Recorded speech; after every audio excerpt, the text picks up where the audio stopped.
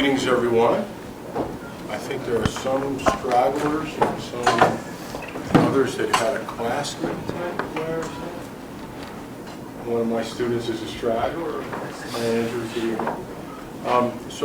Thanks for coming tonight. And also some of our mentors who are here. I appreciate that. So tonight is a very exciting night because it's kind of a supplemental to what we did last year. We discovered in kind of thinking through IVC last year that really we didn't give students enough insight and perspective about marketing and about finance. And so we are calling out this session to just sort of do a double click, if you will, on those two topics and make sure that we're giving you kind of what you need to know, we think, to be sort of reasonable in your impact planning. So I especially, you know, and a lot of you are targeting millennials and what you're thinking about. Certainly the world, marketing-wise, is, you know, there's traditional marketing, but there's a huge push to social media and kind of the new media model for marketing. And so I really felt like we probably didn't have a lot of in-house expertise to do justice to that topic. And I had the good fortune of hearing Ann Gallagher last spring. She was a judge. Many of you might recognize her from our first inaugural Impact Venture Challenge as a judge. And she was kind enough to come back this time and really provide her incredible insights about marketing. Ann's been really a career marketing person and has done just a tremendous amount in many different arenas, has her own marketing agency with offices in different locations. And so she's kind enough tonight to come and kind of share with you some basics about marketing for a small business. She's a rather prolific writer, and I have a copy of her recent book, The Future Belongs to Students in High Gear. And it actually mentions the Impact Venture Challenge. How cool is that, right? Give a shout out to Messiah. I'm excited to hear that. But Ann, I really thank you for coming and just contributing to our students and their development. Hello, Moses. Hi. Greetings. So, and some students might straggle in. That's fine. As I say, welcome to my world. We're a millennial time, not our time, right? Good. Well, as Brian said, I'm Ann Dieter Gallagher. I'm super excited to be here. I am fresh off the heels of 2 days in University Park for Global Entrepreneurship Week up at Penn State, which is going on in 130 nations around the world this week in all the nations that are participating.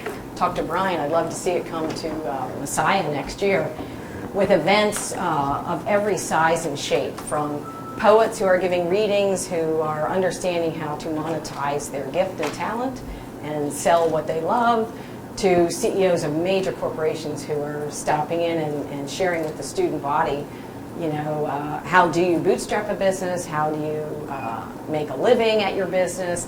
What are the resources, including marketing, that we could bring to the table? And, you know, unleashing all kinds of intelligence there and access to resources. So Brian, thank you for having me. As he said, I just finished, hot off the press from September, Students in High Gear. So I'd love you all to go on Amazon.com, find the book. Chapter 11 is full of a presidential vision, which has 5 university presidents sharing their insights. And then we have like a major shout out to Messiah and the Impact Venture Challenge and a little bit of my experience with you folks last year. So this is by no means a exhaustive session in marketing. And a lot of that for the startup is baptism by fire. You wake up one day and you think, I have this big idea, and, you know, I'm going to sell it, or I'm going to be a great steward of my idea. And you Google marketing for startups, and you find out, hi there, you find out some access to resources. So as Brian said, I started my business at age 40. So raising 3 sons, I was home for 15 years, and then decide I'm going to start my own business. It's going to be a marketing firm and public relations. So I have experience with bootstrapping. I have experience with going to the bank for an executive line of credit. I just bought my first building, December 19th, a year ago. The commercial real estate process is its own animal, entirely different than anything. That's going to be my third book, Commercial Real Estate in High Gear. Surviving that process as a small business owner, because it's not easy to do that with the codes and the American Disabilities Act, everything you have. So there's a lot of trial by fire. So you have a big idea, and I asked Brian, how deep are you in with your ideas for your Impact Venture Challenge? So is it you're in the formative stage, or are you deep into your processes and procedures and target audiences? This is interactive.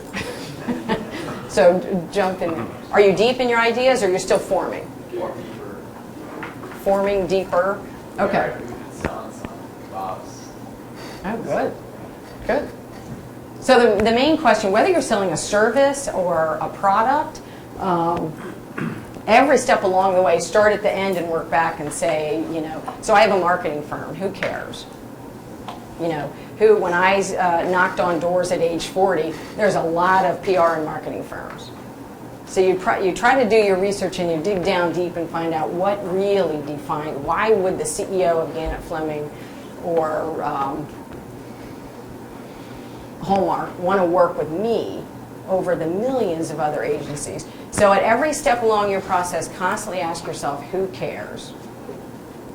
You have an opinion, you have a great service, you're going to help a lot of people, who cares? And never lose sight of why people should care. Remind them why they should care.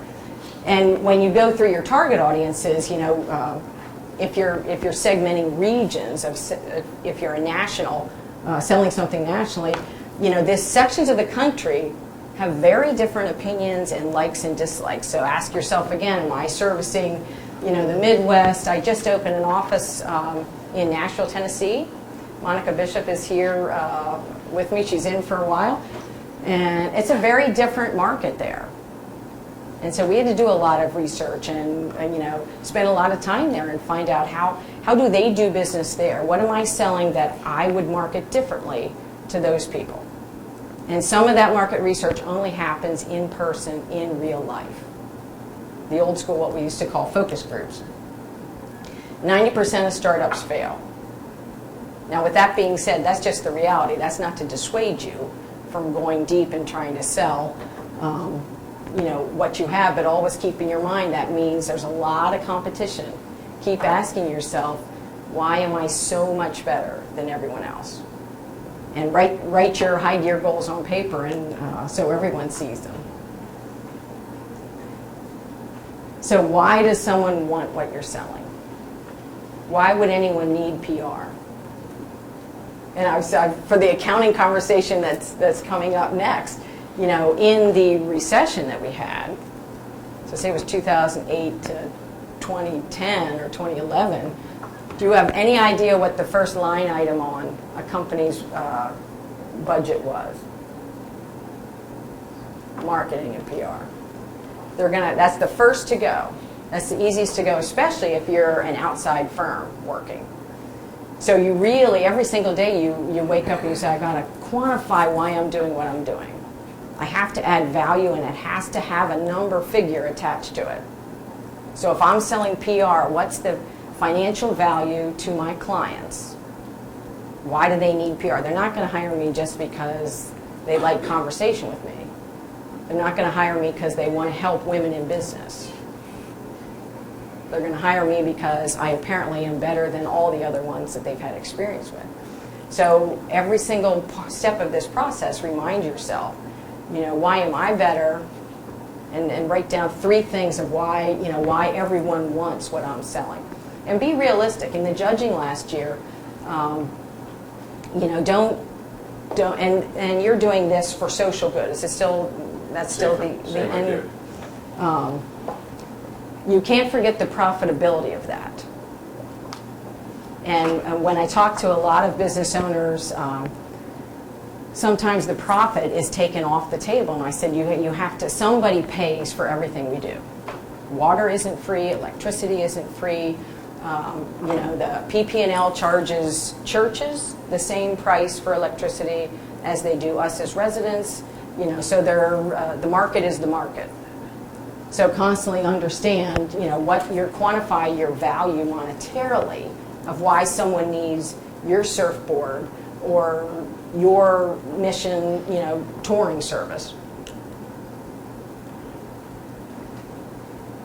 And before you get too big with your idea, just make sure there is a market for it.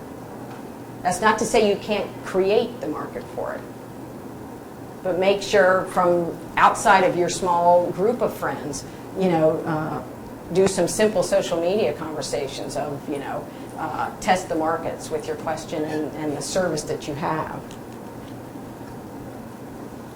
And Apple is the best example. So Steve Jobs created something that no one ever knew they wanted or needed. And he really defied all the market research. He kind of dismissed most of the market research. I remember, I'm going to say the iPhone's been out 7 years, which seems like it's been here forever. I remember when it first came out, I thought, this is the stupidest idea. Taking a picture with your phone. Who wants to do that? Well, about 4,000 photos later on my phone. But he was a master at feeling gut instinct in the market of creating what we didn't know we needed. And making sure, even in the early stages, that you're constantly refining what you have before it gets to market. Test and retest and retest. So I started my business in 2000. So 15 years this year. This predates social media. So if you're in PR and marketing, and all of a sudden you bright young people come, with your mobile devices, and you're going to shop differently than I shop. So about 2009, we said, this whole Twitter thing's coming on. We should probably pay attention to that. We as professional communicators and marketers should learn these channels. So in addition to honing our service, you have to be nimble enough to change when the market changes. When your customers want your service and they might want it in a different way, you change the way you deliver your content, and you change the way you deliver your message and marketing. So, Square is fairly new. Burger Up is a phenomenal farm to fork restaurant in Nashville. And they have this huge, there's a lot of restaurants in Nashville, but they have marketed themselves in the niche of the farm to fork and really blew up their marketing largely with social media. They don't do any outdoor, they don't do most of the traditional, but they segmented their service to a niche audience. And I'd like to ask a question that sort of triggers it. I think in your world, in marketing, we walk a fine line between the social good side of what we're doing and it is good. Mm-hmm. This is a good product, this is a good burger, and it also has, food at table, it's helping the local farmer and all this other stuff. It'd be great to just get your perspective on the balance to be struck in your message about, the social causal good versus just, when to back off of that and just sort of let the market decide if this is a good thing. Well, I think there's a tipping point with the social good as to how much the consumer or customer is going to pay. And that might be, it's a little different for the ministry side of that. Yeah. The social good for a ministry, I think we can tap deeper into that, and those who align with your cause or your mission might pay more regardless of the caliber or quality of the product delivered. Right. Now, an example, I have a good friend who owns a catering business. Who's extremely successful, so, I'm going to say maybe $6 million in revenue a year. And with the whole environmental issues going on, she was changing her paper products to be greener and environmentally friendly. And so we were in a small business group together, and she was costing out. I said, what's the cost to change over to those places? So if you're catering a wedding or you're catering a corporate event, it was a significant difference.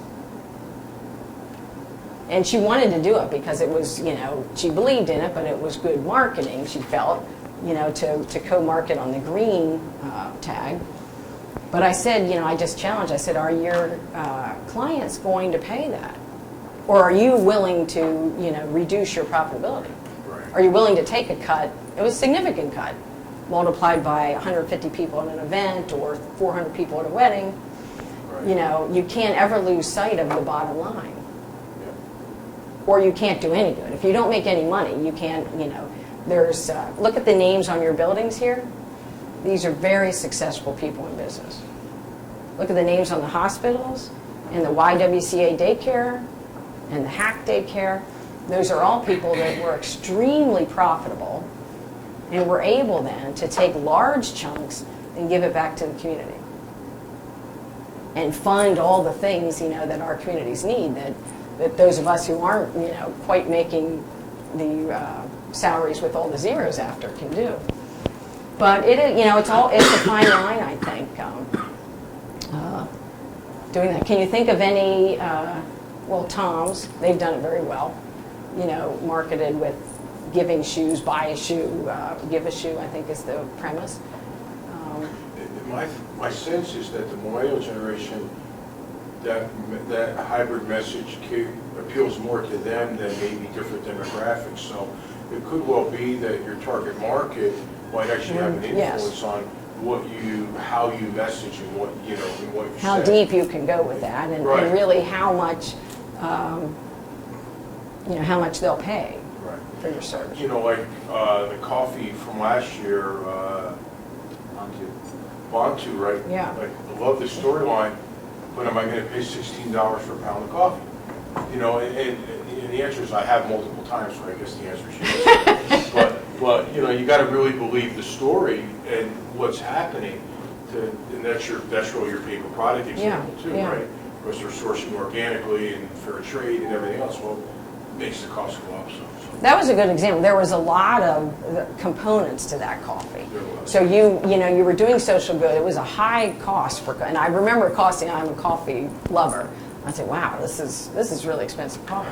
But were we not included? You were planting coffee plants, or there was farming involved with that as well. So there were several. A lot going on, and sometimes to the consumer, here's another challenge.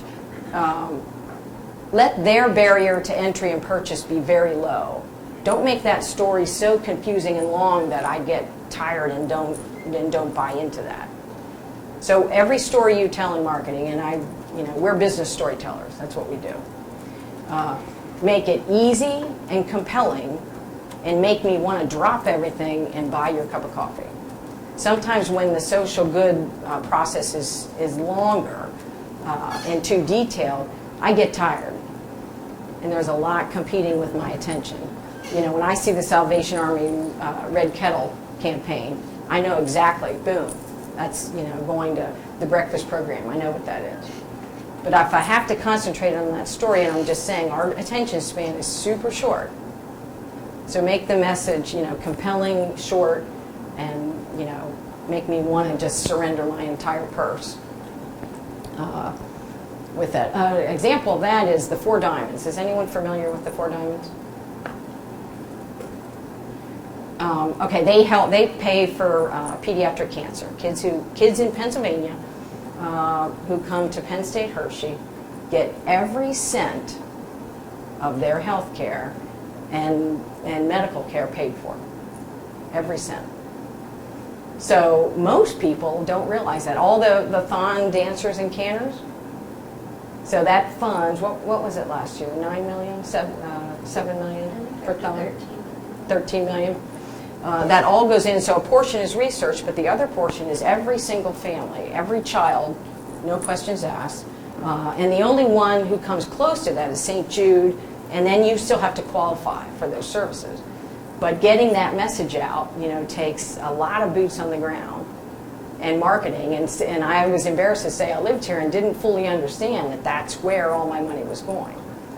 So that message, you know, every tweet should have that in there, you know, 100% paid for, because that makes it more compelling for me to give.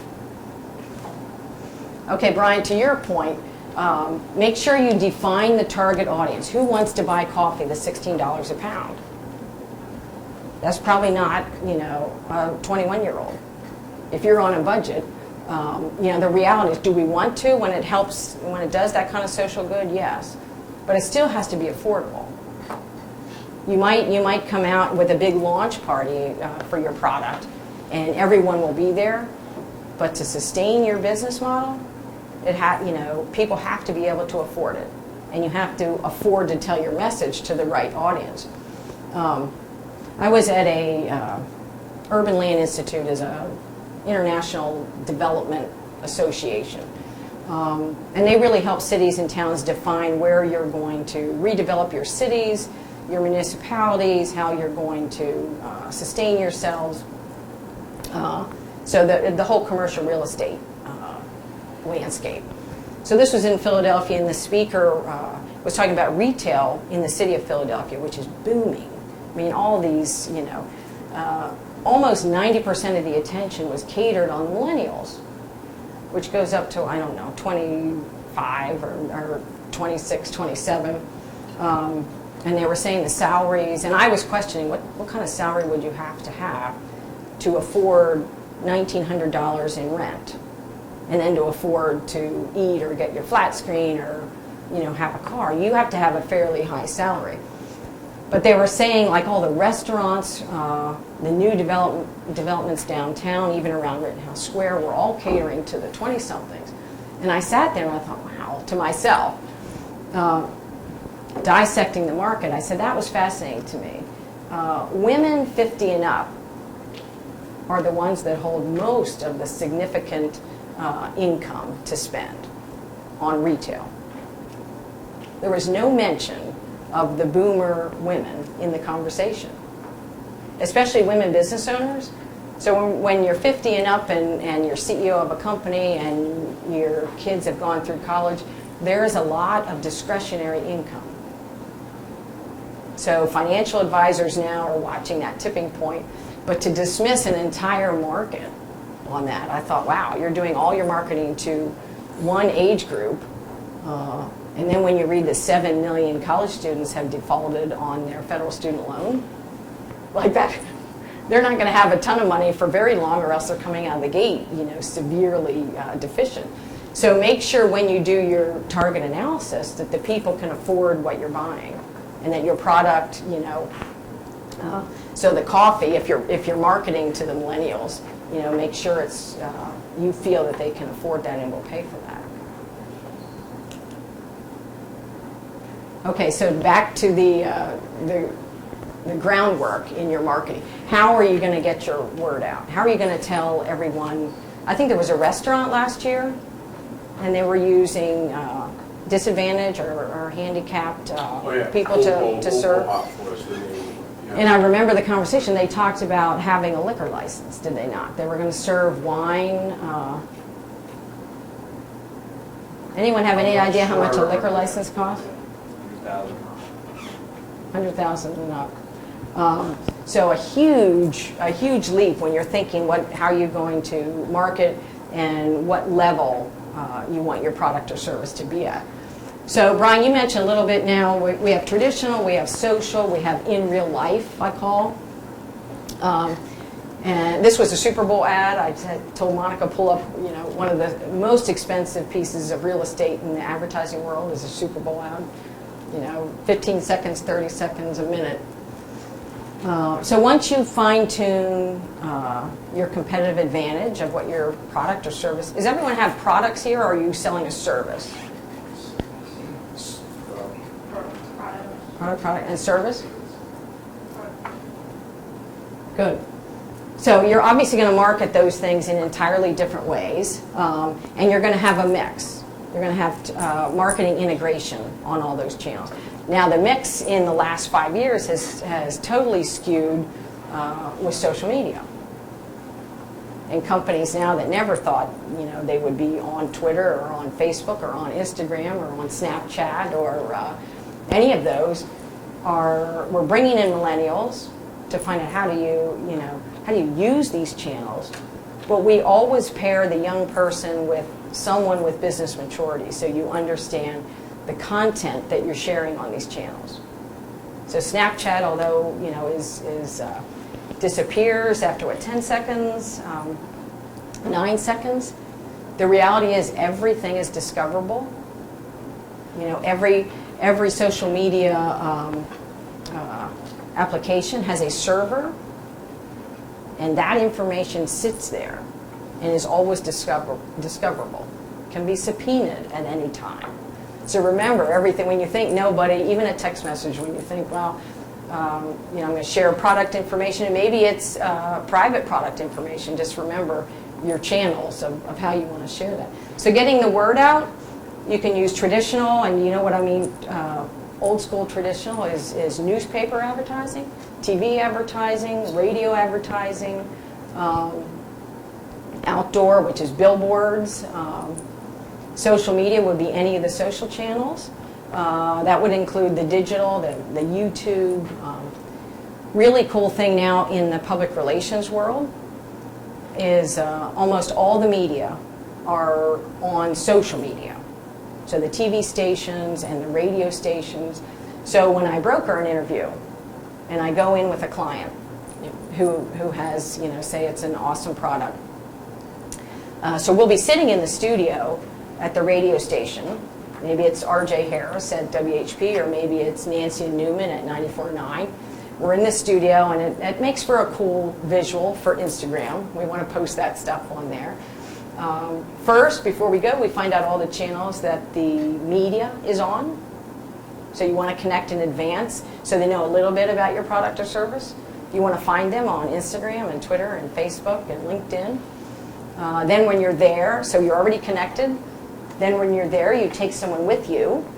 So while you're interviewing in the studio, your partner is shooting a YouTube video.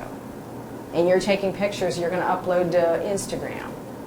And then, for whoever you talk to in the media or a business executive, ask them if you can do a 2-minute interview. You be the reporter to them. And start asking them questions about their target demographic. Or say, hey, we have this great idea. Would you use so-and-so, and mention your product? So now you get more free airtime. So you're in the traditional media space, and they're streaming your radio interview.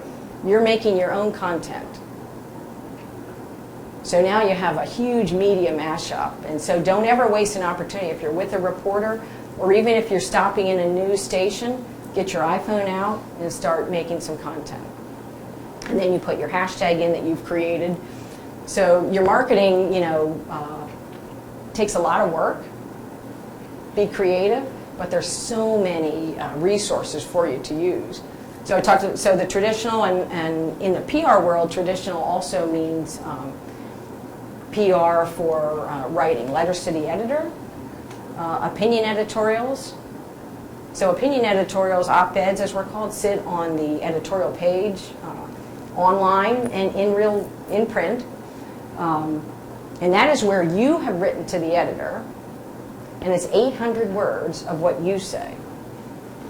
And then they say, yeah, we would like to see your article, we'll let you sit on our space, so to speak. But you can never say, well, that's not really what I said. I can't count the times I've had clients say, man, interviewer asked me questions, but that's not really what I meant, or that's not what I said. So the coolest, safest way is to you write the story. So say you're ready to launch your product, and reach out to several of the media organizations, and you send an email, a pitch email, similar to what you would pitch to investors. And you say, wow, we've done some research, we have this great product, nobody in Pennsylvania has it. We think, for November 28th, Small Business Saturday, we would love to come in and share with you our idea and see if we can get some media coverage. We're hoping you'll place our op-ed in advance of Small Business Saturday. So you do a little research and you find out what is a news topic, and you try to make your product or service fit that. And so much like the customer, you ask yourself, why does the reporter care? Why would he or she spend time, bring a camera crew out? and you'd be ready with those 3 points. And so much like you would an investing team, you sell the media, why they're going to give you station time, air time, radio time, print time. And then all of them, even the print media, it sits online. So you not only get the print story for those of us who still read print, a lot don't, but it still ends up on their website. So then you share those links on your channels. And so then when I Google you, and I Google the service, you have page 1 is all of the content that you've created. And it's 93% of business is done by first search. So I'm going to search you, I'm going to check out the product or the service or the idea before I meet you. So I'm going to Google Impact Venture Challenge and see what comes up. I want to do a little research and be prepared. So use your hashtags for your product or service in anything you're sharing, and that aggregates your content, and that makes another compelling reason for a reporter or a company that's considering bringing your product onto their shelves. Now they have some great conversation going on if they Google your hashtag, Tom's shoes. They have some cool things to come up. Fish where the fish are. I wish I had a dollar for every client several years ago who said, Ann, Facebook is stupid, it's not going to last, nobody's there, Okay, we're at 1.4 billion. So if Facebook is waning, 1.3 billion, 1.2 billion, your customers are there, no matter what your age demographic is. I have 3 sons, the oldest is 29, and he was in college when, to access Facebook, you had to have .edu. I think he probably still wishes that's the way it were, that his mother wouldn't be on Facebook. But businesses are totally revamping their marketing budgets, resources, and human assets to run these channels and to understand how to reach out to consumers online. Because it's no longer, we're going to print a brochure, we're going to mail it, we're going to do a direct mail postcard, and our product is going to fly off the shelves. You have to be ready when the consumer comes back on your Facebook and says, this is a piece of crap. I'm not buying your I tried to return it, the lines were terrible, your retail person was rude. I don't think the percentage that I'm giving to you, I don't think it's going to all the social good you say. So you have to be prepared for all those responses on your social sites because they come up really quick. I don't think the coffee was that great. So you always have to be prepared in the back of your mind, how do we prepare for consumer pushback when we're marketing? And you should have Google alerts on everything. How many people have Google alerts on their name? Good, we do have a few, yeah. You better raise your hand. And set up Google alerts for misspellings of your name. Because lots of times, in the product and service that you create, brand reputation is everything. It's hard to build up, takes a long time to build trust and loyalty with your customers and clients. It takes about 1 tweet to get rid of it. And the stockholders are not very forgiving when stock prices drop because, somebody was undisciplined or they tweeted from the wrong channel or they said something disparaging about one of your vendors. So, keep that in the back of your mind. We do crisis management too. I can honestly say we don't like to do it. We don't like to see anybody need crisis management and PR. But while you're going through the marketing process, be careful to protect your brand reputation. And do a little run through of what are describe 3 ways that a crisis might look to you and to your product. If you're selling something in the retail store, what type of crisis should you be prepared for? Excuse me. A customer coming in, throwing a fit in your store in front of your customers, or somebody giving you a bad review on Amazon or Yelp, or any of those, think in your mind, what would a crisis look like?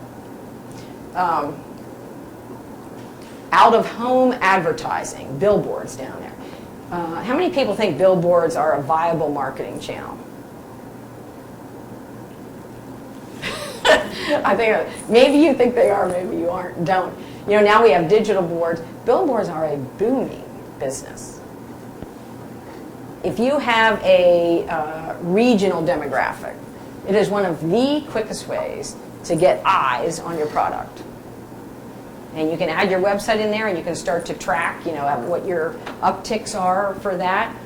But Higashi Jewelry had started billboards in our area, I'll say maybe 5 years ago. And she has some other jewelers that were competitors. Her jewelry store is in the West Shore Farmers Market. Does anyone know where that is? Okay, it's not your typical Manhattan jewelry store. She does a phenomenal business. And most of her business comes from her advertising on billboards. So she owns the visual market. And so the out-of-home now, which is the new buzzword in marketing, so you're going to do social, or you should do social, but the out-of-home also includes buses that are wrapped. So up in State College, we were up with PSECU, was sponsoring Global Entrepreneurship Week, or our session. And I noticed that all the Penn State student, what's that called, Monica? Transit, whatever the student buses, Just community buses. community buses were all wrapped in PSECU. They had just come to State College and opened a financial center there in June. And one of the quickest ways for them to ramp up and get all the eyes of the student population was to wrap the buses that the students are getting on. So you think of bus stops, any kind of digital board, and I brought a paper, airport advertising. You see that when you go down and get your luggage? You know, you'll have a lot of attorney firms. So in cinemas, arenas, and stadiums, it's insanely expensive to buy the rights to stadium naming. But think of alternative advertising methods when you're creating your product. Okay, in marketing we like to segment 3 categories: owned, earned, and paid. So the owned is everything that you've created. So the samples I was giving you, all your social media channels for your product are owned.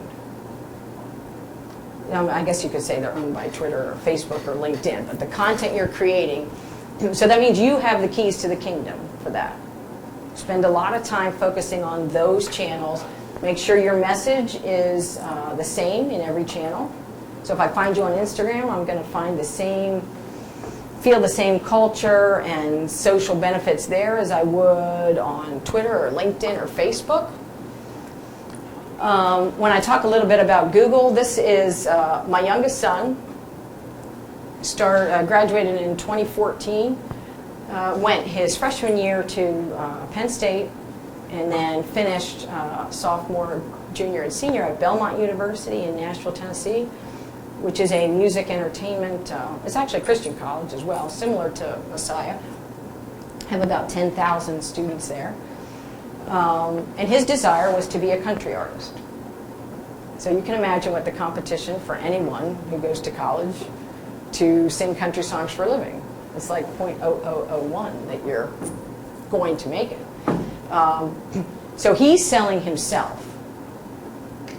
He's selling his music. But first, you know, to get noticed, so you might do a Kickstarter or something. He sets up all the social media channels, and in the bio of your social media channels for marketing purposes, you want that elevator speech in there. When I Google you, and Twitter will probably be 2 or 3 under your website for your product or service, what am I going to find? And will it make me call you, email you, pick up that phone and want a meeting with you? Will I want to put your product on my shelves by what I see here? Because you have a couple seconds to capture my attention. So at the time, Benjamin very strategically put on there things that would appeal to a record label executive. What would they want to find? If they're going to invest $1 million in you, what kind of a young artist do they want to find? So of course they want to find links to your music, your website. They're going to check out who your followers are. So followers are kind of like your new references on your resume. Social media is your resume. And then they're going to look on, who does he hang with. So he's got songwriter, guitarist, Eagle Scout. That's there for a reason. That although it might have seemed uncool at the time to announce that to the world, to the business world, those things really, really matter. That means you have a goal from second grade and you stuck with it, and you're in the top 2% of young men in scouting that achieve that. So that means you might be a good risk. You might be someone in business we want to invest in. So think long and hard about the content on your owned media. So you've got your website, great opportunities to tell your story. Put tons of visuals on that for your marketing purposes.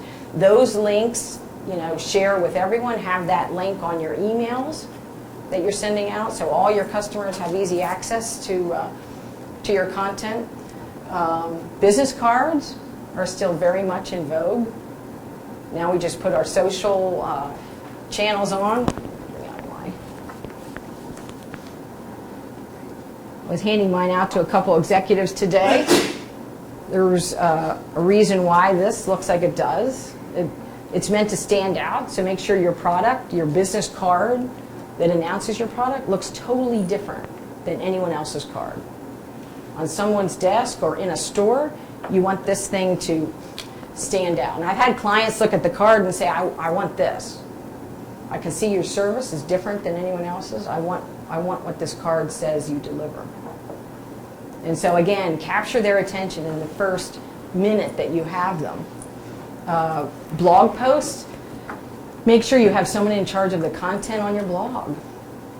Interview people on the blog, and in your 200 words there, tell me a compelling story about this incredible product. And make me want to click through to everything, and then make it easy for me to share that with all my friends. So as you consider your marketing, you might have 30% of your marketing budget in the social channels. And depending on your target audience, you might have 50% invested of your marketing budget in there. Earned media. Again, those are all things that the traditional media says, yeah, we want to cover you. So we want to interview you. A reporter might reach out and say, you've got this cool, you're a 20-something entrepreneur. That's a story. That's a story. So make sure you, as the business person, might be the story, to be the hook, to bring the media in to cover your product or service. Think of as many angles as you can to pitch your product and service. So this is just an interview. A lot of business journals and traditional newspapers cover the business community in like a Q&A with the CEO. So there's all opportunities. Again, these are answers straight from the CEO's mouth. So you can't get pure content.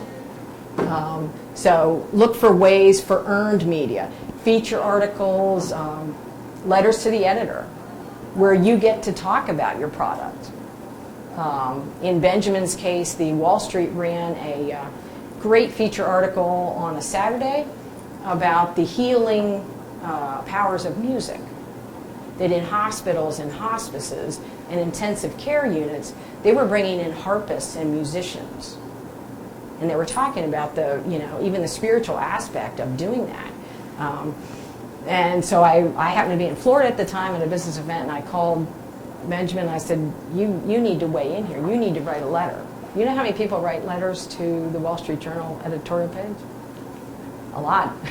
There is one gentleman, that's his sole job, it's been that job for years, to comb through all the emails, and they even get faxes, and they get real letters, letters to the editor.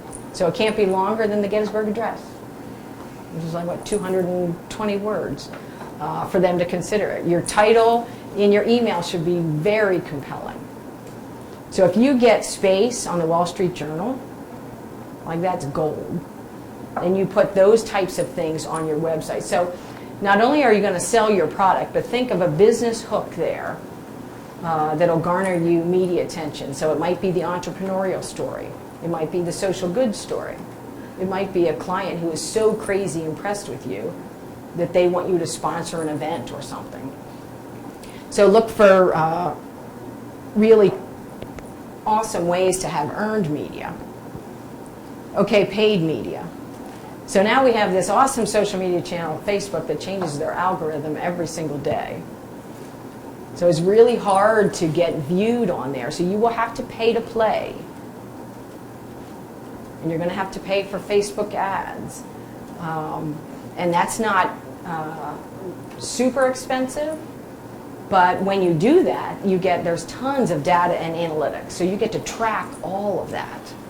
That's the beauty of the social channels, the inside information there that you get to target your age of your consumer, the demographic that you're advertising in, and then you find, it's fascinating. Behind the scenes there is fascinating as to who your customers are.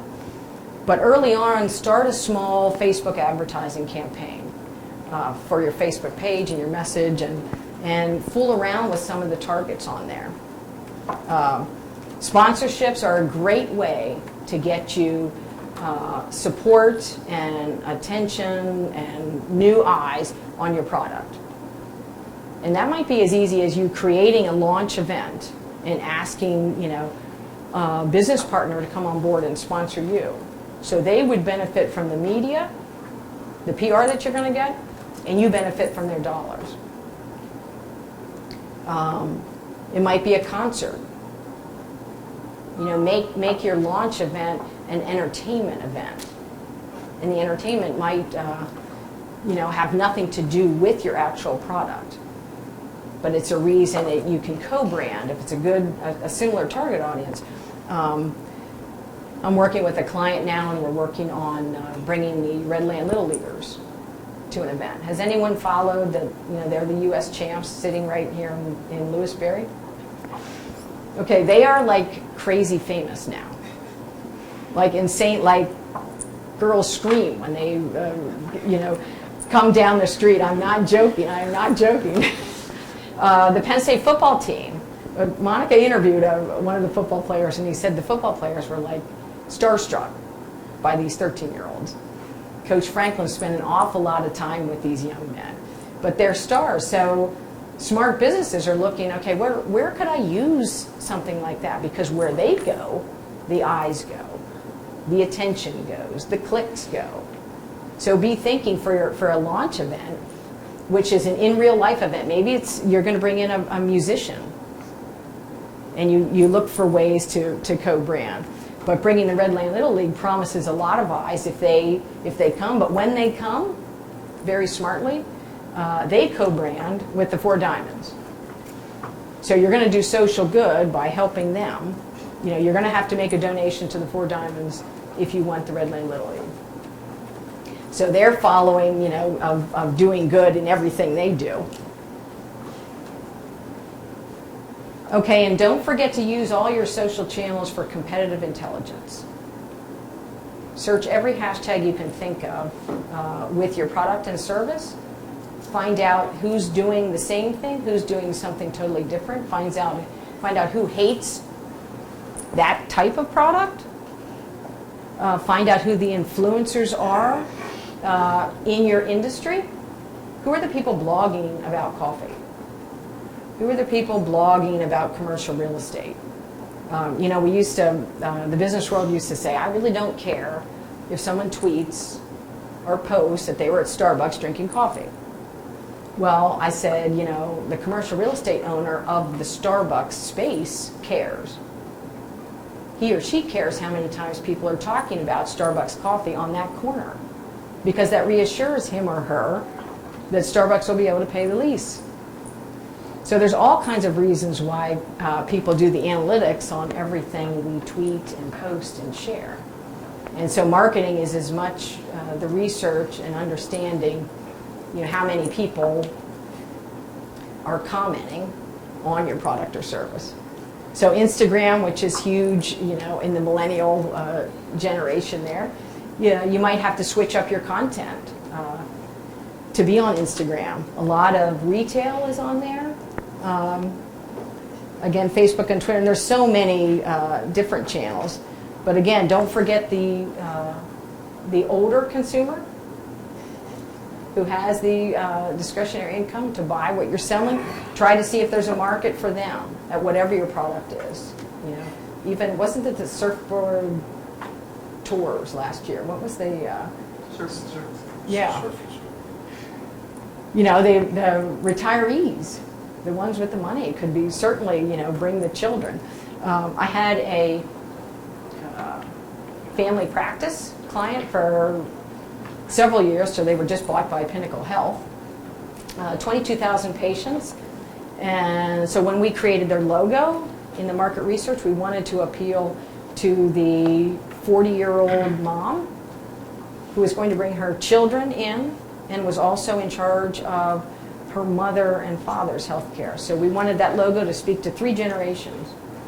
The purchaser of the health care, generally the 40-something mom, she was making 3 generations of healthcare decisions. So understand, again, back to your target audience, how do they think? And don't be afraid to have a mini event where you bring, you cold call and bring people in. Put out a Facebook invite. You know, you want to meet at one of the coffee shops, you want to meet here at Messiah, you're going to give away, you know, some kind of food, which is always a draw. And in exchange, you want opinion. You know, test the market that way. We launched our Students in High Gear book last week at Texas Christian University in Fort Worth. And to a whole, the marketing professor said, this is going to be an awesome thing. We're going to, he tasked his 120 marketing students to do the launch.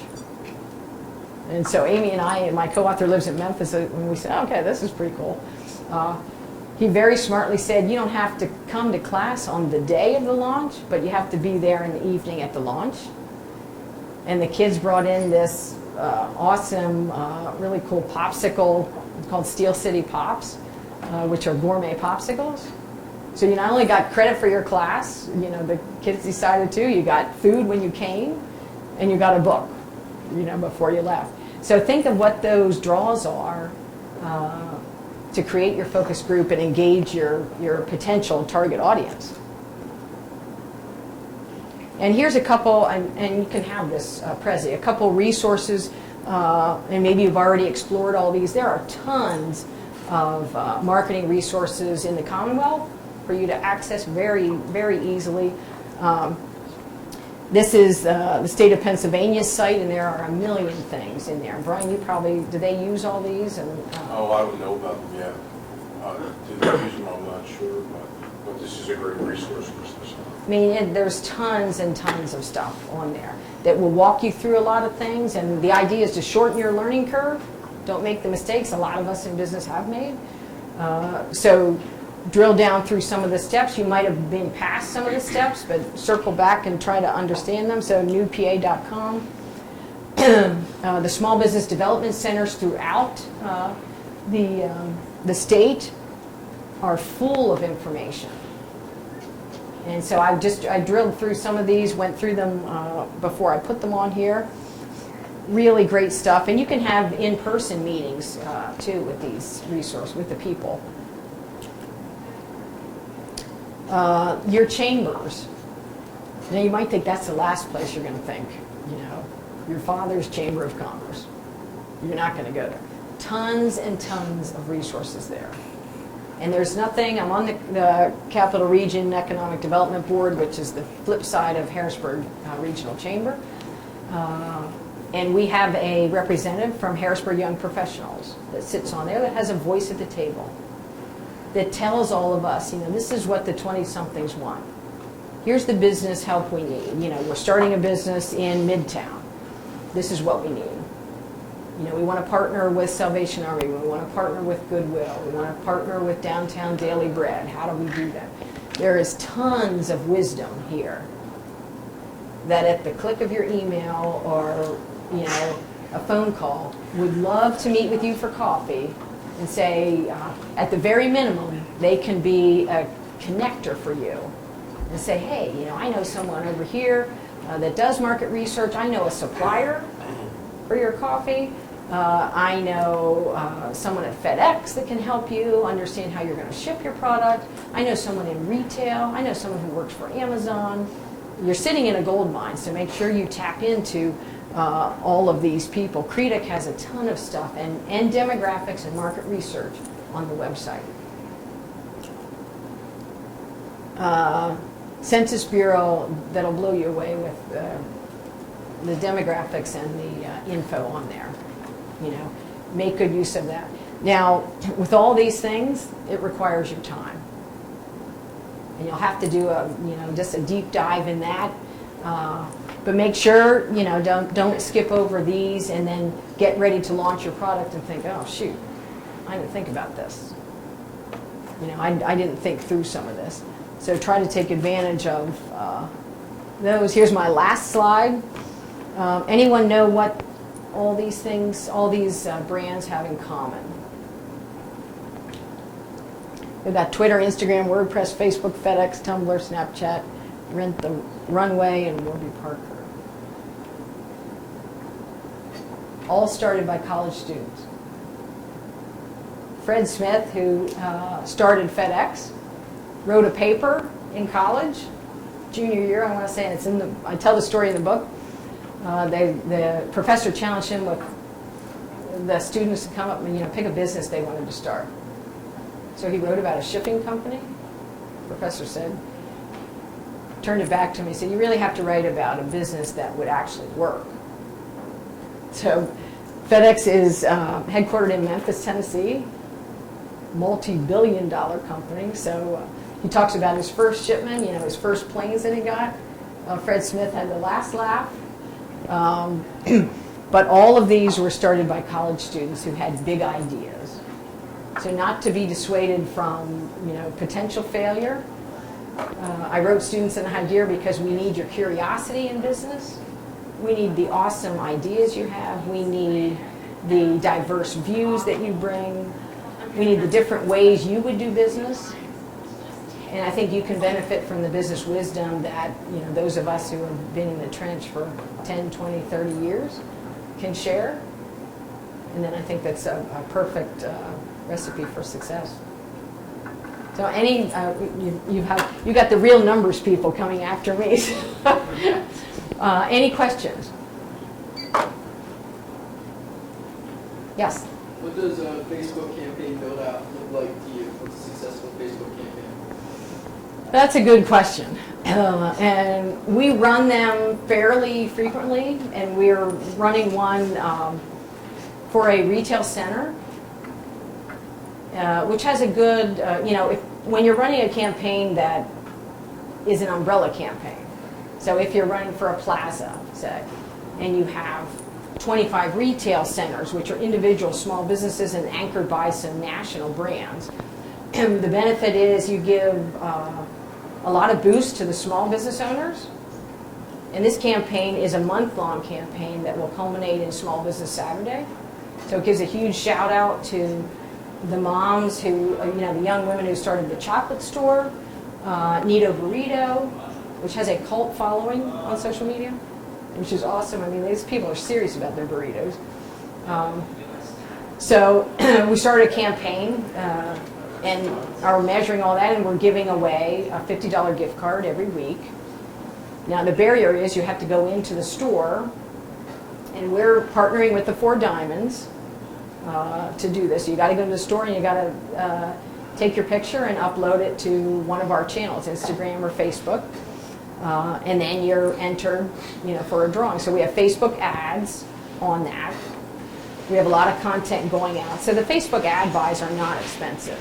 It's less than several $100s, and you get to set that. But this is a month long.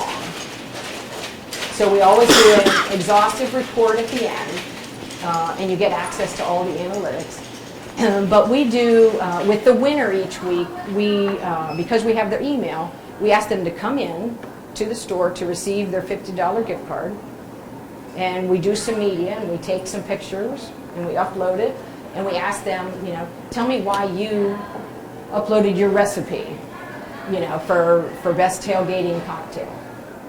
You know, that's a high bar. So you're gonna click like on the page, and then I've asked you to upload your recipe, or I've asked you to upload a picture. That's a lot to do. And so we get their quotes and feedback, and we put that into the report to the client. So we count how many people liked the page in the span of the campaign. So that's, you know, the first thing they had to do. And then how many people entered the contest, how many emails we got, what the feedback was, and what the clients, like the retail owners' feedback was.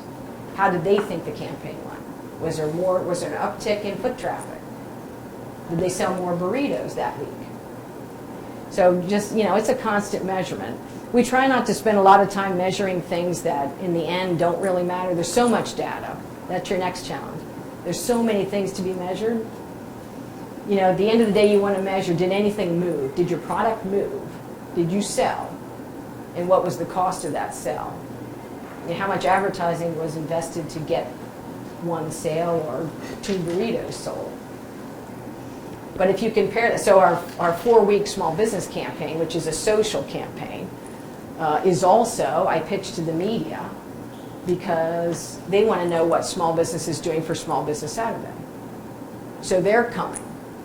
So now we have their power coming in to give some muscle to the social campaign, and the retailers are thrilled because they can't really get media on their own. You know, they're so busy, they're small, they don't have huge budgets. But I said now, you know, we bring Channel 27, we bring 21, we bring Fox 43 on site. You know, now you get airtime. So all that, you know, that's the power of PR and social married together. Yes, sir. I understand that it usually takes 5 seconds for a normal customer to make a decision on the product. But how about if you provide a service, how long does it take? Is it taking the same time for a customer to make a decision that I like this service or not? That's a good question. So you mean like in a PR service or say a maid service, a cleaning, you know, a cleaning service? I never really thought about it that way, how long it would, let me put it this way, as an entrepreneur, and I just told Monica this, there's a huge difference working for a corporation and working for yourself. Several times a day, I remind myself that I could lose all my clients. So, and I provide a service. So it could have nothing to do with me. There could be something in there, you know, could be a crisis in their family that chooses the CEO to say, you know, at this slice in time, on this day, everyone I was involved in, you know, I want to forget this day, and that might include working with me. So I'm always conscious to deliver 110% all the time, even the clients that I have served for 7 and 8 years. You know, at no day do I ever take them for granted, even that we have retainer agreements, that they can't say, you know, I'm done. So you know, when you, and maybe the service is more prized because there's emotional connection to that. Even in a product, you want to make an emotional connection with your customer, like the coffee. But in the service, you're co-branding with every client you have. So I have to love, you know, the bank client I have, the commercial real estate client I have, because I pitch them as if they're my own business and covet their trust and loyalty. So I would like to think it would take more than 7 seconds or 3 seconds for them to decide not to use me. But I also think I you know, go to work every day thinking today could be the day. So I need to work harder, smarter, stronger, better.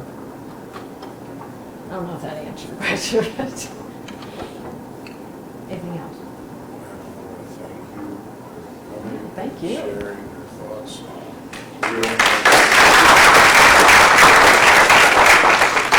I loved so much of what you had to say, and one thing we haven't talked a lot about historically in the IVC is the launch, and the idea of what does launch look like, and that's a really interesting thought, and Messiah is a great venue to think about launch. So there might be some really interesting ways for you to think about your launch opportunity here at Messiah and getting even media coverage. That could even be the local newspaper or the college outlets for communication. So yeah, there's a lot to kind of think about there. Thank you. Sure. Thank you. Okay, great. So we have one more topic. Probably the one maybe some of you are most challenged by for the IVC is finance. And I can honestly say last year, I think that those teams that had an accounting or a finance person on them fared far better in this area of the competition than others. And so, again, we kind of encourage you to think about rounding out your team with an accounting or finance person if you didn't have him or her already on board. So this is another appeal to do that. But I am delighted with Professors Johnston, Kathleen, and Chuck here tonight. Kathleen has been a wonderful colleague. You find out about someone's true who they are when you kind of approach them in kind of a stressed time like it was last year when the IVC launched in September or in February. And I said, Kathleen, I really would appreciate your help with the finance part of it. And she's just been incredibly helpful and encouraging about the IVC, and I've always just appreciated your enthusiastic support for what we're doing. And so I wanted to say that publicly, that you've been a great encouragement to me and always willing to say, how can I help? And it's just great to have a colleague like that, and I really feel that way. So Thank you. So we just so appreciate all, I mean, my gosh, this gentleman devotes all this time to this work, this program, which again is just all volunteer in order to enable you guys to actually do what you're able to do. So, I mean, again, I don't know if everyone ever understands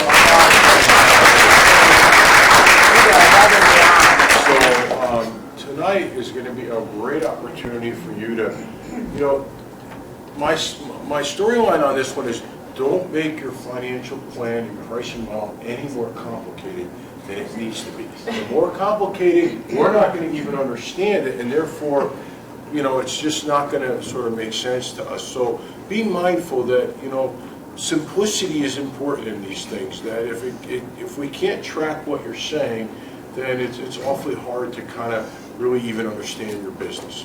Okay, so without further ado. I just want to ask, is it loaded already? I wasn't sure. I have it on my flash drive. I can bring it up. Do you want the stuff that we need? While they're setting up, I'll take a couple seconds of your time here. We are very excited that you're here. Really appreciate your submissions. I think each and every one of you have a great product and have that chance to get to the finals. Boiling down what Brian said the other week and then what we heard tonight, there was one common theme that both of them said. Does anybody remember what that theme was? I'll give you a hint. It has to do with what we're going to talk about. And that common theme was profit equals sustainability equals impact. They both said that, and Ann, I don't even think you talked to Brian about it. No. So what we're going to do tonight is try to help you focus in on all the important stuff that you've worked on to date. Try to boil that down into a financial model so that you can demonstrate how you are going to make a profit. What are your, how many units are you going to sell? What's the price? Bringing marketing into it. How do you differentiate to get that price point up to where you want it to be to extract the most value for your product? How do you compete and structure your business? Do you use a lot of fixed costs, variable costs? We're going to quantify that, and you're going to show us how you're going to make money. And again, we don't want to overcomplicate it. We just want to be approximately right. We don't want to be precisely wrong. Just get it to a point where you can demonstrate how you're going to compete and how you're going to show that profit. With that, I'll turn it over. And just as a little side note, when Brian came to me last year and said, can you put this together, I kind of turned to my husband. We were both teaching the Business 350 class, the finance class. This actually was a great partnership between the two of us. We realize a lot of you are not business majors, so we did not want, like Professor Johnson said, burden you with a lot of the mathematical components. So we put together this extremely user-friendly Excel worksheets. And if you look at the bottom, there's 3 tabs. Okay, what you're going to do, you're going to start in the very first tab. And this tab actually is going to be where you're going to put all the capital types of expenditures that you're going to be needing to run your business. Okay, so we're not talking about the day-to-day operation expense type things. These are like literally like tangible assets that you're going to be purchasing, whether it needs to be some kind of machinery or computers, or I know, one of you guys is working with a food truck, like a food cart, like all that type of tangible fixed assets is where you're going to be putting on this very first tab. And the way that it is, all the yellow is areas that you're able to actually manipulate. Anything that you see that's not highlighted in yellow is going to automatically compute for you, all right? So what you would do is you would just go down here, you would just put your item in. So let's say I'm going to buy a truck. Oop.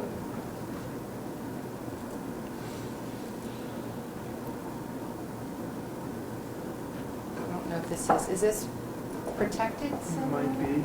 Might be. Try. Sorry. No problem. As I said, I could have just brought my flash drive in.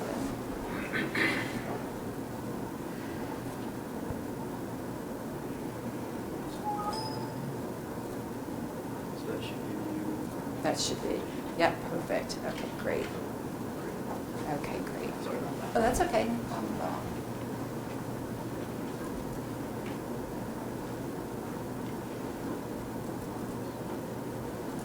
Okay, so we're up here, and again, we're just going to buy a truck. And let's say our truck is going to be $30,000, and let's say we need to buy a computer.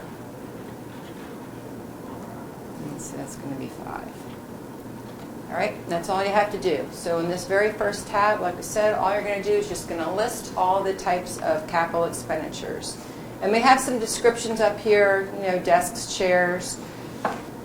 We do have like trademark patents, any licensing agreements that you might need, depending upon what your, again, what your venture is going to be.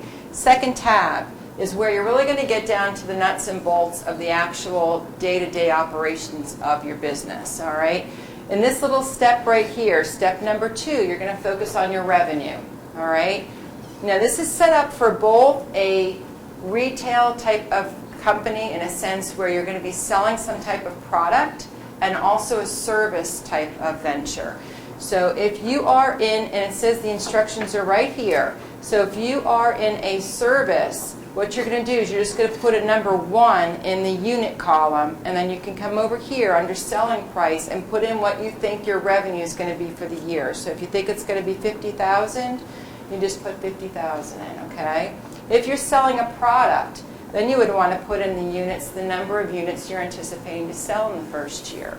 So if you were to say that you're going to sell, let's say 200 units, and they're going to be selling at $10 a unit, then you would be having your revenue be $2,000 for the first year. Then you'd come down. We're going to ask for 3 years worth of estimates. Down here in the second step, again, just follow the steps. Step 2, step 3. Step 3 is your cost of goods sold. And these are the costs directly relating to the product that you're selling. If you are a service company, you're not going to have anything at all in step 2. So it's only going to be someone that's going to be actually selling a product. And again, your 200 units, it's actually carrying down, and your cost per unit. So what are you purchasing those items for? How much is it costing you to manufacture that item? I know one of you guys are jewelry. This is where you would actually put the cost of those 200 pieces of jewelry that you're planning to sell. So let's say it's actually going to be costing you on a per unit basis, let's say $5. So then the cost is going to automatically compute. And again, you're going to do 3 years worth. 4 is where you're going to have your operating expenses. These are going to be the things that are non-product related. Are you going to be having to pay a sales rep help promote your product? Are you going to be having to, you guys with the food truck, are you going to have to buy a permit to be able to sell that product, in the streets of Harrisburg? The gasoline for your truck, all those types of operational expenses are going to be going in this area here. So again, just as easy as you're going to come over, you're going to, and then put over here what your cost is going to be. Let's say we're going to spend $100 on gas. And you just, again, list them all. We actually have it pretty easy to say that these expenses are going to be the same for all 3 years. So it's not like you're really going to have to, put as much detail into it. Step 5 then, from this point forward, is pretty much autopilot. It's going to calculate some depreciation costs for you. And then it's actually going to compile an income statement for you. It's all going to carry over. So the income statement is going to be a very important piece for you to actually monitor, because this is going to be really going to be showing you, in a sense, if you're going to be making your profit and in what year you're actually going to be doing that. So this is going to be like a good break-even analysis as far as trying to decide how much you're going to be making and in what year you're actually going to be making it.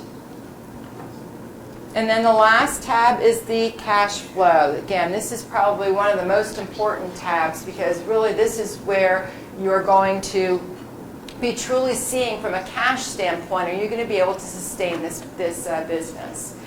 The only thing you're going to be needing to input here in this box right here is your beginning working capital. And that's going to be what you're going to need to start off with, because again, before you sell your very first product, you have to have some cash, right? You've got to have cash to buy the inventory. You have to have cash to get the permits, right? So you have to have some type of working capital before you even are able to do that next step and sell your product to that first customer. And that's where this yellow box comes into play on this spreadsheet. So again, if you're going to have $4,000 that you're going to come up with, it's going to then input and carry it all down into the remaining parts of the spreadsheet. Did you want to pick it up from here? Is there anything you wanted to add about the cash flow? Yeah, I guess 2 things. Ann probably wants to make sure there's a marketing line in that operating expense section. It's going to overwhelm that page. So, I think if you take anything away from Ann's side tonight, is you need to have some operating expenses in there for marketing and pay special attention to that.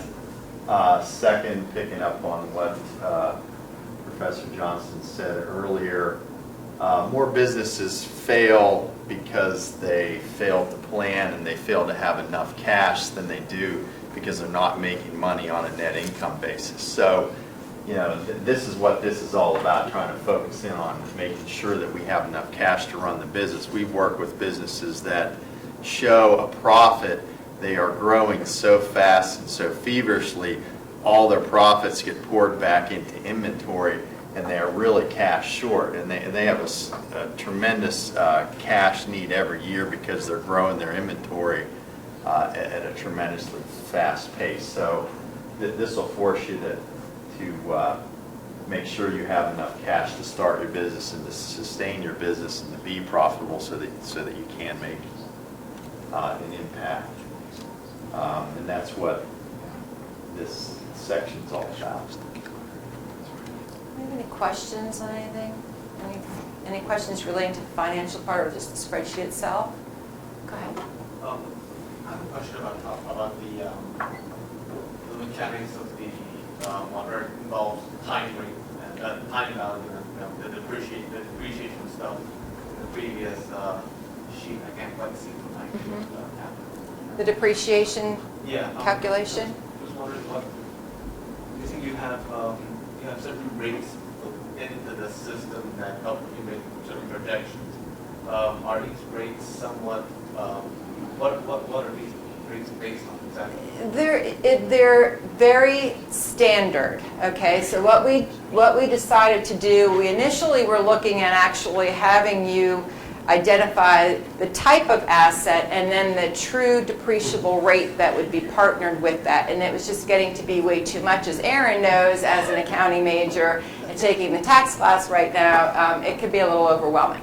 So what this is, we really just kind of, in a sense, put it down to a much easier level. And this is really just being depreciated over a 7-year life with the IRS rates referred to as MACRS, which is modified accelerated depreciation. So this is just going to be something standard, and everyone's going to, in a sense, be using those same formulas. Is that slightly going to be different than what it's going to be in real life? Yeah, but you know what though, for this point right now, it would just be too much for you guys to try to actually make that be truly accurate. So essentially, this, if we can make it work with this scheme, probably in real life, it would somewhat translate into something that would work. Yes, I mean, these are the depreciable rates for the first 3 years on an asset that you're purchasing that has a 7-year tax life. And a 7-year tax life is your typical office furniture, it's your manufacturing equipment, and it's any other types of equipment. Now, computers are a different year, but you know what, the bulk of what you guys are going to be purchasing or looking at is probably going to be more on those 7-year property lives, which is why we picked the 7-year. Getting, does Brian have a question or a Kathy, comment? one thing, can you go back up to capital, where we talked about capital infusion? I'm sorry, I think it was step 3, I beg your pardon. Capitalization, with a $4,000 number. Oh, the Yeah. cash, the working capital? Okay, I tripped up on this last year as well, and I just want to make sure I'm understanding it. So the $4,000 is that initial capital into the business. But is this also saying, so what I'm kind of unclear about is I don't know if this obviously isn't a carryover from retained earnings, and it's not the cash flow available at the beginning Jan 1 of the year. Are we really saying there's another $4,000 coming in each year? What we're, I'm a little confused. I'm just going to give you an analogy and think of it that way to make it easy for you. If you've ever worked in a store before and you go in to open the store, you bring in a bag of cash with you to throw it in the register because you need that money to operate with on a day-to-day basis. That's kind of what the 4,000 is. It's That's when we open the business and Yes. we're good to go. Yes. But in each subsequent year, is that new capital contributed? You see, that's How it 1, carries 2, down. 3. That's what I'm just not.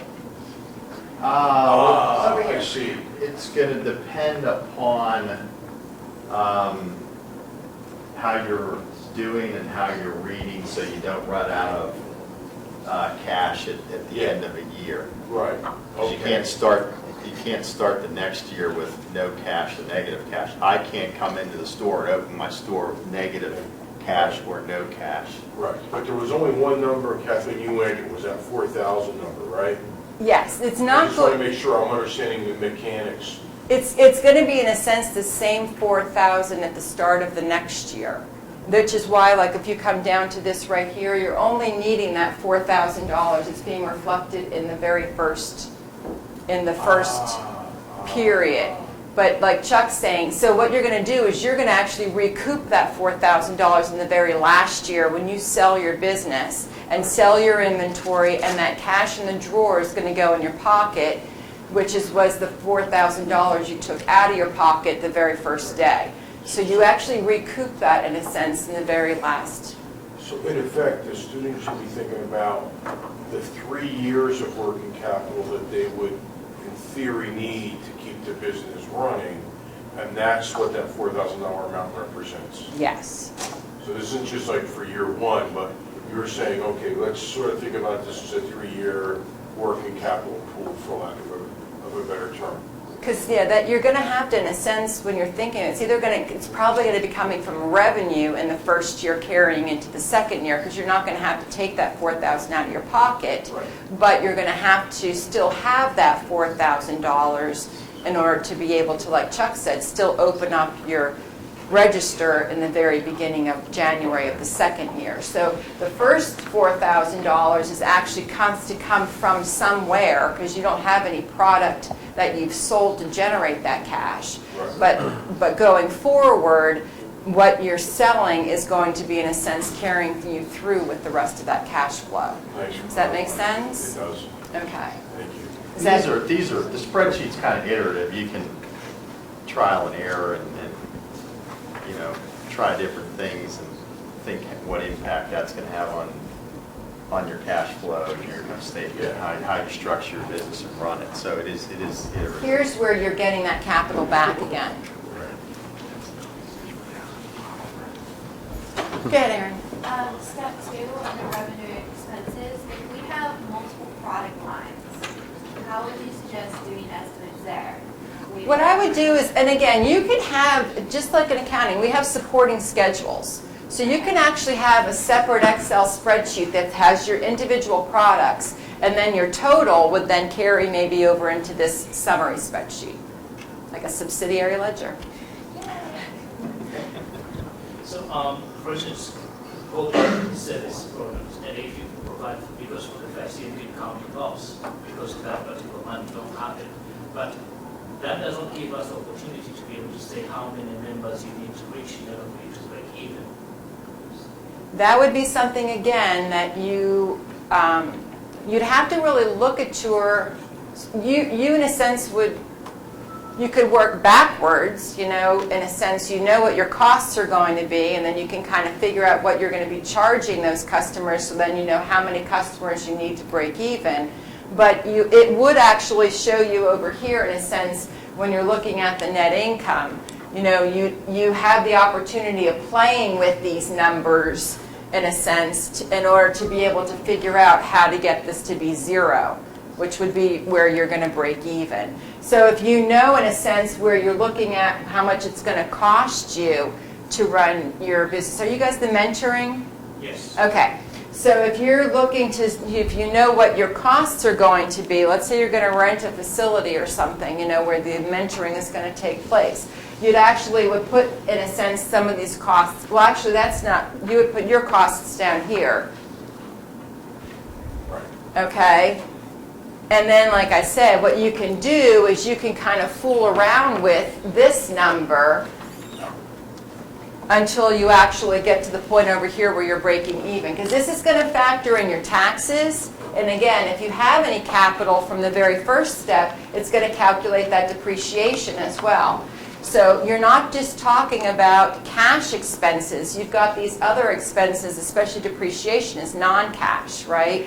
But it's going to actually factor in there too. So that's what I would suggest. I would put in your expenses what you're expecting to actually generate in cost. And then what you could do is just come up here, and again, you would put your number 1 in the units, and then you could just keep playing with this selling price as to what you need to have as your revenue to break even, and then you can decide, you know, what you're going to be charging each family, and then that would generate then the number of customers you would need in order to be able to have that type of revenue. Does that make sense? Yeah. Okay, good. Any other questions? Okay, well, you know, we're both, you know, around via email, or, you know, I'm here, so if you have any questions you want to stop by, definitely more than happy to help you guys. Thank you. No problem. So, I know we kept you guys till 30 is late, but just to review, on December 3rd is your first draft due of your plan, 9 pages plus a title page, plus an Appendix A where your financials will be. The organizing committee will meet, and by December 10, we will give you feedback.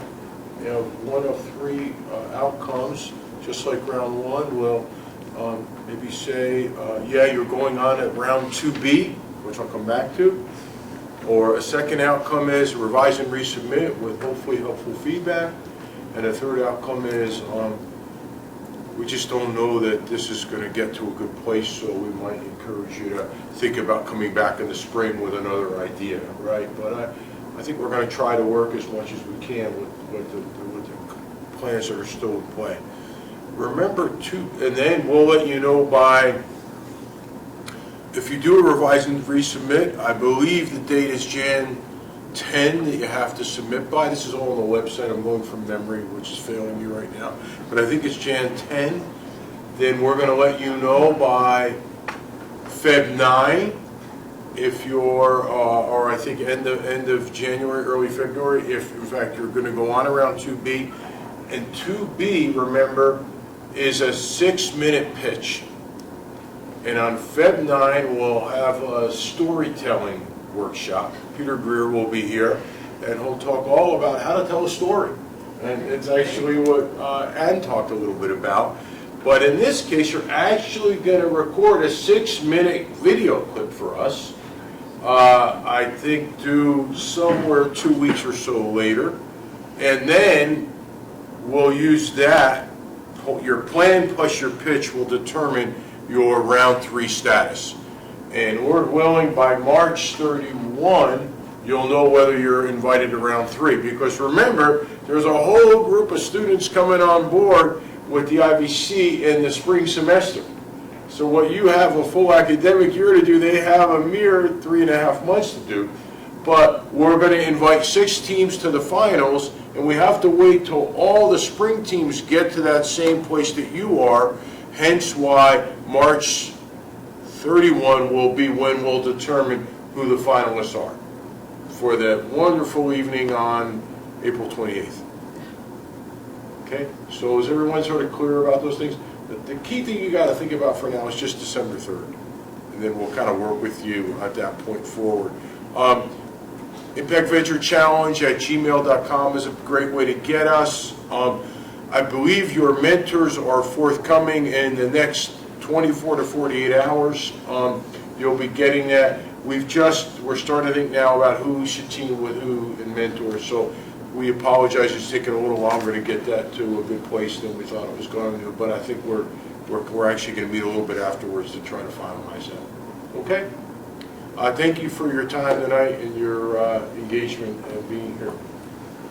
Continue on.